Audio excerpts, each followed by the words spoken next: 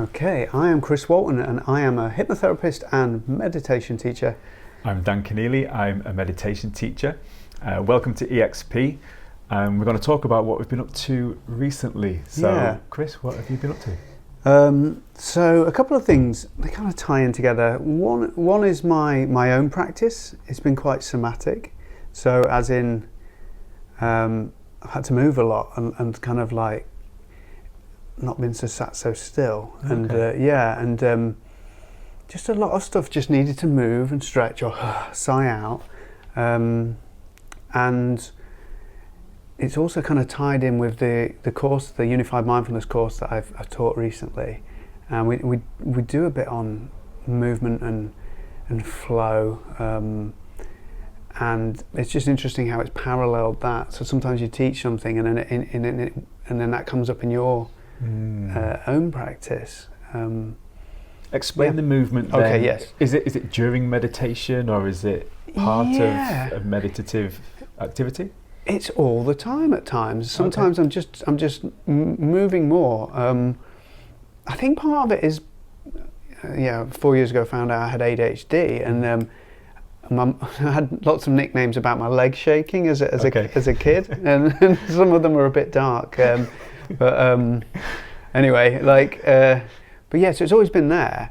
But I think I've always fought against it in class or been told to stop moving. Yeah. So it's just an extension of kind of allowing a natural movement, I think, or just exploring it and allowing that in my daily life. Even little micro expressions when talking to people, and also in my practice, when I'm my sitting practice, where if I need to move more, I sort of allow that, and then come back to the stillness, rather than sort of, maybe in the past I might have pushed through it a little bit more, like pushed through and tried to stay still, but yeah. There's different schools of thought. I know some teachers who are really strict on telling their meditators, if you feel the urge to move, don't. Yeah. Don't. I mean, that must take up so much energy, focus, effort, control during the practice. Yeah. For you to think about, don't move, move, whether it's a pain or an itch or a scratch or a sneeze, whatever it may be, discomfort. But that's tough, and I get why.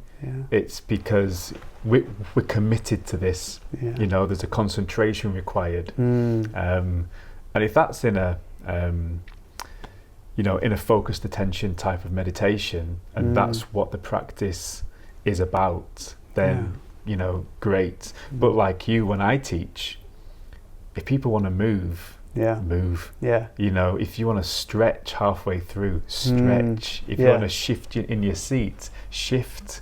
You don't have to be a statue when you meditate. It's your meditation, and ultimately don't be in discomfort or have anything take up any headspace when you can just shift it within a couple of seconds. But yours, I guess, is about accepting movement and embracing the fact that we're going to move. Yeah, it really is.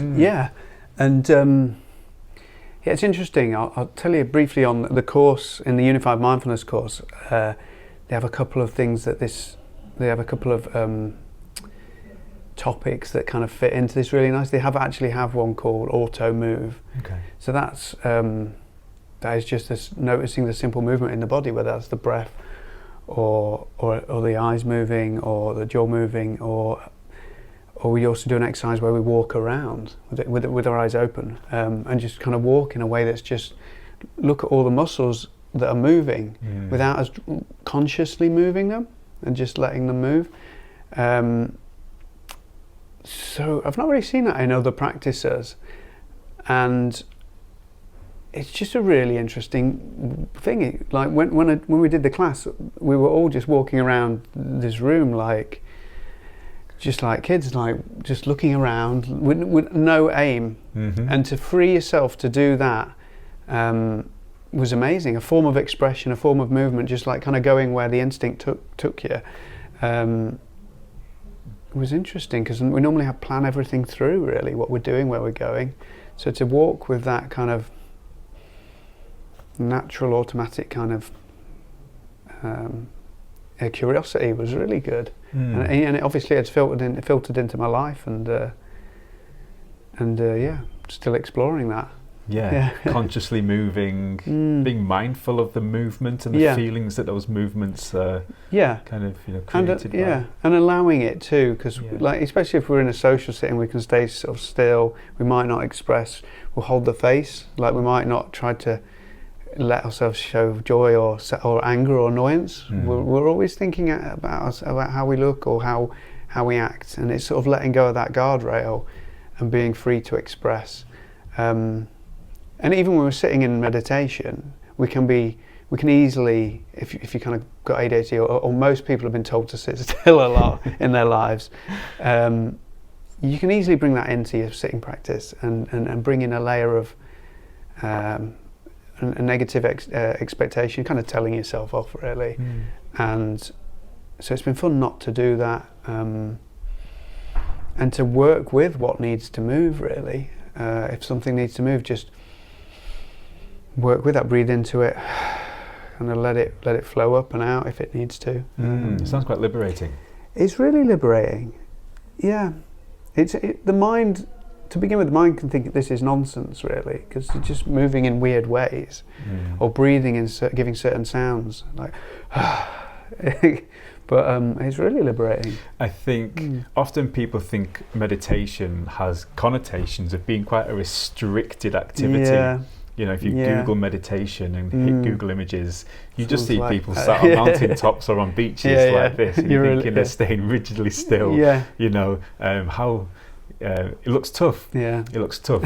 So just unliberating, if that's a word, the practice by saying that if you do move, or if you want to move or have the urge to engage your body in a different way, then you're free to do so. And I think again, it just drops the barrier for people who might think, oh, well, actually, that might be less arduous than I thought it was when I was Googling is meditation for me, and got put off by what I saw. Yeah, definitely. Some people just will not be able to sit still with their eyes closed to start with. So the idea that you can walk around doing some kind of meditation practice is probably like a great idea. Yeah. And it's great for kids. Yeah. If kids learn to meditate, allowing them to be a bit unrestricted with what they want to do, and if they want to meditate with their eyes open, then go for it. You don't have to close your eyes, you don't have to sit still, but just have that intention to engage with the fundamentals of the practice, but the exterior can be as free as you like at times. And don't think that that's going to impact on the quality of your practice when you're just trying to get some sort of routine or engagement going, and it's just just taking the shackles off a little bit, isn't it? And saying, it's your practice. You can engage with it how you want. And in a way, it's knowing. I think, especially with mindfulness, but all meditation is knowing yourself better, isn't it? So you have to want to know all aspects of yourself, and a lot of the time that's when you're in movement. Life happens in movement in a way. So it's been good. Great. What about yourself? What have you been up to? I did a talk on Friday. It was one of those talks where the keynote speaker didn't turn up. So I got grabbed with a couple of minutes to spare to say, can you deliver a talk to a room full of students on mindfulness, mental health and stress and anxiety. And it was quite liberating actually to go and stand in front of a room of people, and before you open your mouth you have that little voice in your head that says, I wonder what you're going to say. It was great. What I really loved was speaking to a room of people and just turning it into a massive conversation. This isn't about me lecturing on everything that I know. This is about you kind of and understanding how my experiences and expertise could help you in your lives, and to do that you need to understand what their lives are. Hugely wide-ranging demographic of people. So then the conversation starts with who can give me an example of mindfulness, who can give me a definition of mindfulness, or who meditates. I meditate when I run. Okay. Okay, You know, that's meditative. Yeah. I get it.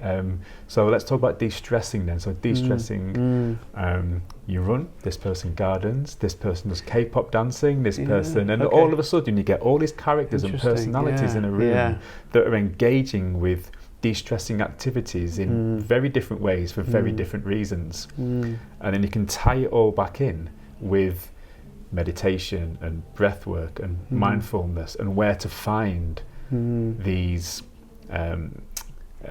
kind of entry points into each of those. And people are genuinely really interested, and it's the entry point that I was really interested in when I was talking to them. When people are beginners, or they've heard of buzzwords but are not quite sure how to access, how can we then provide information and make it engaging enough for them to leave that room after half an hour and say, I'm going to go and find that meditation app that guy said, or I'm going to look for a yoga class in my town, because I know there are some, but I've just there's been something stopping me. But now I'm empowered to go and look into it. So beginners courses, beginners mindfulness is great, because you're opening people up to a world where they could potentially start a really exciting journey for themselves. And I know that's something that you were kind of thinking about.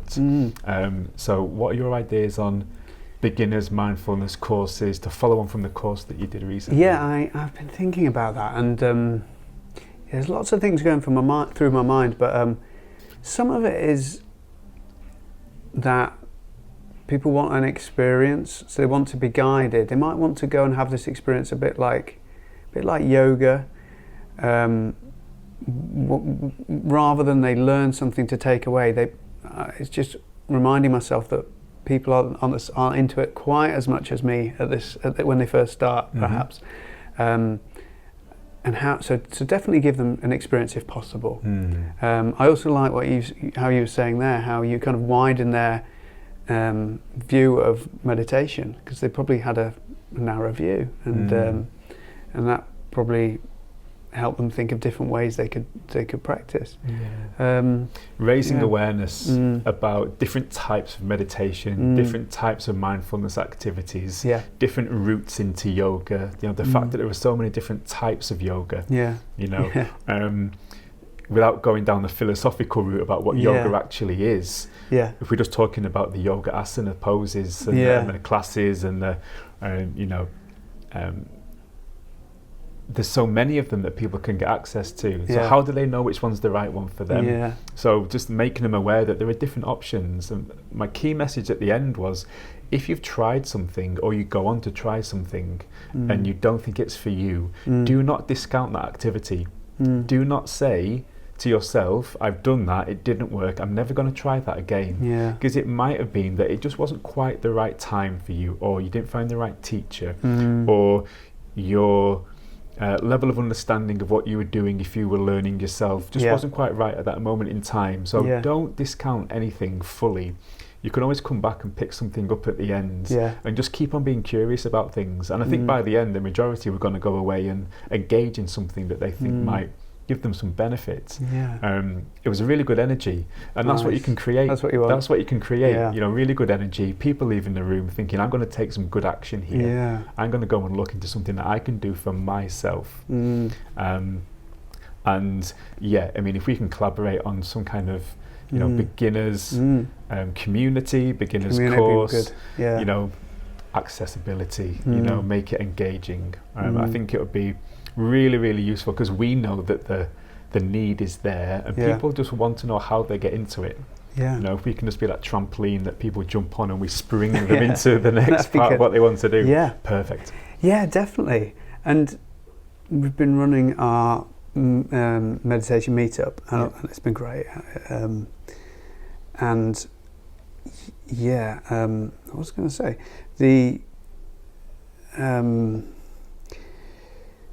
just there's a way that I think we do it now, and it's kind of, we know that like our enthusiasm comes across in how we engage everyone, and our curiosity comes across, and it kind of spreads onto them almost, or it activates something in them.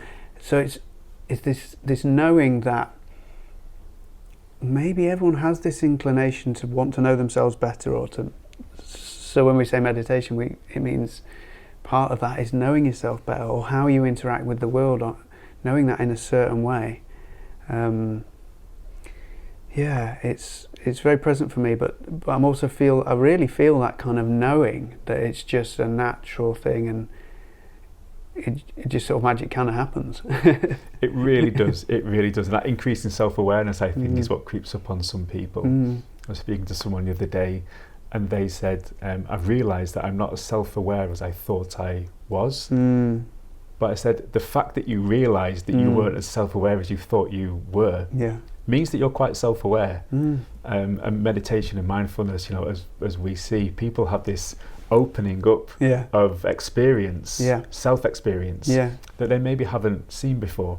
It's, you know, oppressed for some reason within them, and that can be a massive realization for people. And if you're the conduit that can make that happen, and then people start to see that actually there's possibilities here. You know, I feel creative. I'm going to look into mindfulness a little bit more, and you know, meditation a bit more, and potentially take a course, and you know, maybe be a teacher.